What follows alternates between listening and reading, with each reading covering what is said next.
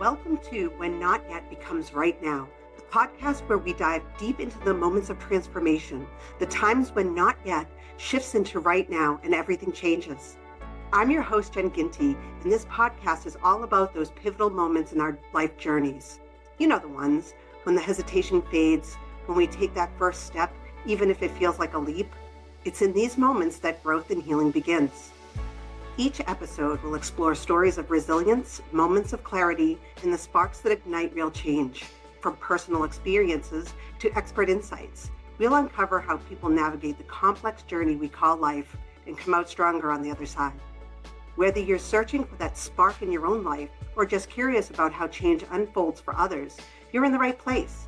We'll discuss the ups and downs, the breakthroughs and setbacks, and how to embrace the right now, even when it feels out of reach. Because sometimes the hardest part of the journey is realizing that the moment you've been waiting for has already arrived. So take a deep breath, settle in, and let's get started. Hello, welcome to the first episode of When Not Yet Becomes Right Now.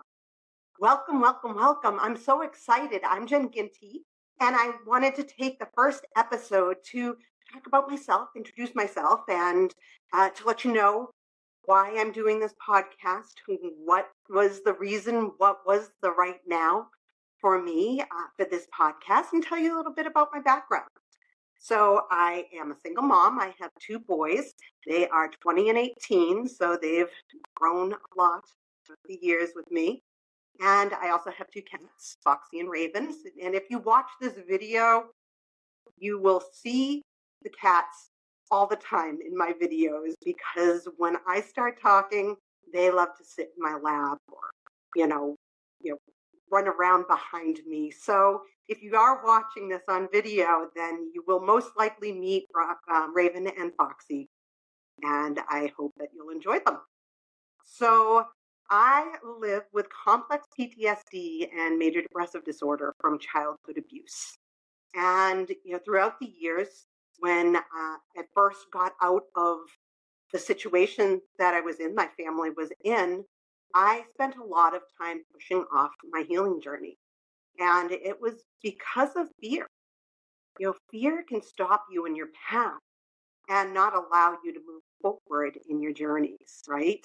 I think a lot of you can, understand that and have lived that experience of fear, not being able to do something because you're afraid of many things. Honestly, I was afraid that if I got into looking at the trauma that I had, that I wouldn't be able to function. And as I said, I'm a single mom, and I had a lot of things I had to do as a mom to take care of my children. And one of my biggest fears during this time was that I wasn't going to be able to take care of them. I wasn't going to be able to do the day-to-day activities, that the trauma was going to stop me in my path. So I spent a lot of time saying not yet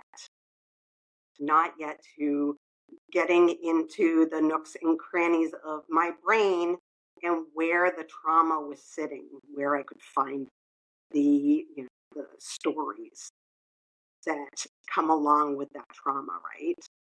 So I said, not yet. When I was in high school, I said, not yet. I'm just trying to get through high school. And then with college, it's not yet. I'm in college.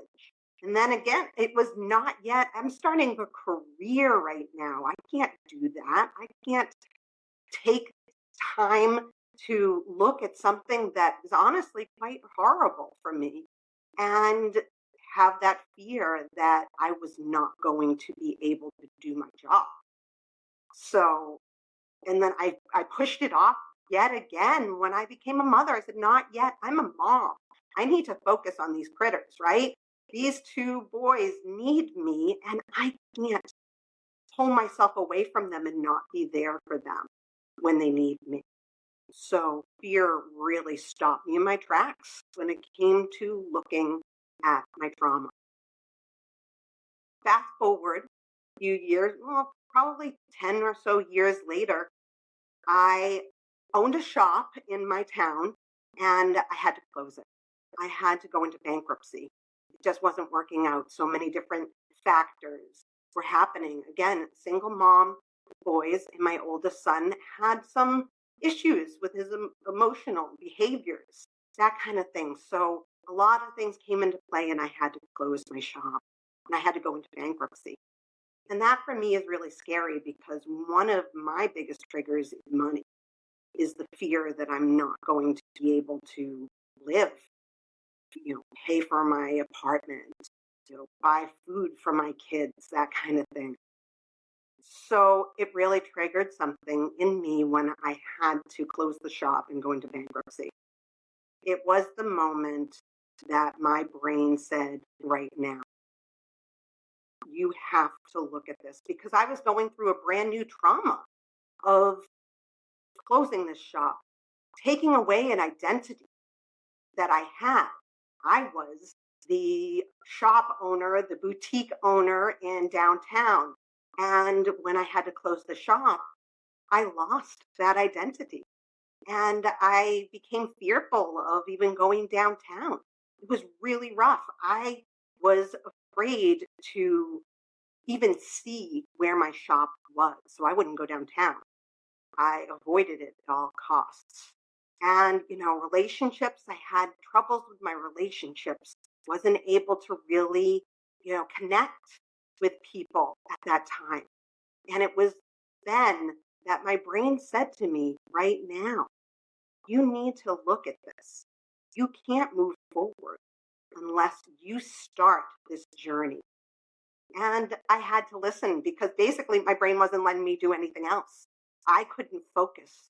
I couldn't make plans. I couldn't communicate well. And so it became the right now for me. I had a therapist, and I love my therapist so much. She is fantastic.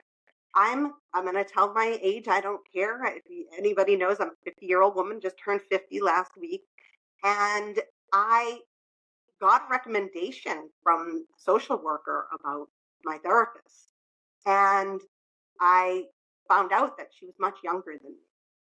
And I was, wait a second, I don't think she's going to be able to help me. She's too young to be able to help me, right? But honestly, it was the best decision I made. I chose her. And you know what? The best part about being with a therapist who's younger than you is that they've gone through more training, more recent training about all the different modalities that they can use to help me, all the therapies that can help me specifically with my PTSD and the depression, anxiety that I have. So I'm going to tell you right now, don't, if you get a recommendation for a therapist from someone you really, really trust, give it the time, because I realized that I had the best therapist I could for myself. And I will always praise her. She's just fantastic. So have a therapist, and I start doing the work. And, I had to face the issues that I had, the fears that I had. And you know what? It was rough. I decided to, you know, grab onto other places that I could find help. And I live in Massachusetts, and we have a premier mental health hospital. And I am so lucky to be able to work with them. It's called McLean Hospital. So I went to McLean, and they have a women's center. And it is focused on women with PTSD. So I went to them and I spent time there. I have done outpatient and inpatient with hospitals, specifically McLean Hospital. And I'm not, I'm not shy to say it. I believe that if you feel you need the help, that you need to go and be an inpatient, I strongly recommend you don't not listen to yourself, right? So I got into different other therapies as well. I was able to learn about one of my favorite therapies, DBT, and I talk a lot about DBT in my Moody Talks. I created a doll out of all of this. I created a therapeutic doll at McLean Hospital. This was where I got the idea. while I was in a therapeutic group, I had said, I wish I had a monster that I could rip apart and throw across the room and bang against the walls. And people in the group were like, yeah, you should have that. And so I went home and not a tailor, not a seamstress in any way. And I just put together this ragtag plush monster doll. And what I did was I made the parts Velcro. So the head, the arms, and the legs, so that I could rip them apart. So I could get out that frustration that I had with all of my symptoms and with the anxiety and the depression. And that was a major part of my healing journey. It's one of those side journeys that became something so special, something that helped me to better cope and to allow myself to heal because I have all of these people behind me. I have my therapist. I have the doctors at McLean Hospital, the people who run the the groups. I had all these people behind me, and I felt more secure in working through this healing journey. When you have people who are behind you and you trust and you want and they want you to do well and to heal, it opens up a whole new world. And that's what it did for me with Moody. My Moody monster is this pull apart monster that I created and I actually sell. And they're great for helping children to better cope with their big frustrations, with their big feelings.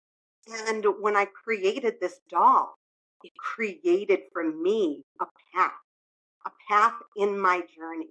We all have multiple paths in these journeys, and these journeys are never linear. They're up and down like a roller coaster. But having this little side journey, kind of like the Hobbit, going on a little side journey, it created a space for me to help others learn about emotions and how to cope with them. And by doing that, I was better able to do it myself. I was teaching coping skills. I am teaching coping skills still on my Moody Talks, my Moody Monster. And I was reintroducing myself to emotions and coping skills that you can use. So it became a major path in my journey to help myself heal through the trauma that I have been through. So that's a little bit about me.